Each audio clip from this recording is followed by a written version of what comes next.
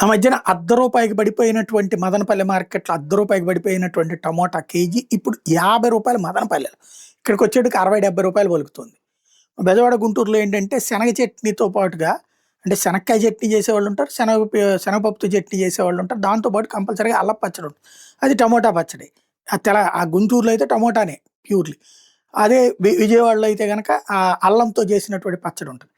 ఈ అల్లం పచ్చడి ఎక్కువగా గుంటూరు, ప్రకాశం ఇట్లాంటి ఏరియాలో ఎక్కువగా పలుకుతాం. ఏది టమోటా పచ్చడి. దాంతో టమోటా మస్ట్. టమోటాలు నిరంతరం కొనాలి. ఇక్కడ రేట్లు విపరీతంగా పెరిగిపోయున్నాయన్నమాట.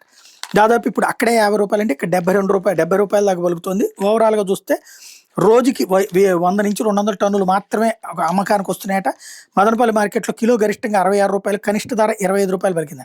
తర్వాత ధరలు తగ్గుతూ రూ. 35కి చేరుకున్నట్టు. మళ్ళీ ఈ నెల 12 నుంచి పెరుగుతూ వస్తున్నాయి. శుక్రవారం 102 టన్నులు వస్తే నాణ్యమైన టమోటా గరిష్టంగా కిలో రూ. 50 దాకా పలికింది.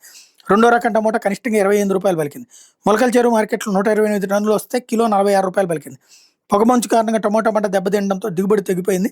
ఢిల్లీ, కలకత్తా తదితర ప్రాంతాల వ్యాపారుల రాకతో డిమాండ్ పెరిగి టమోటా ధర పెరిగిందని వ్యాపారులు చెప్తున్నారు.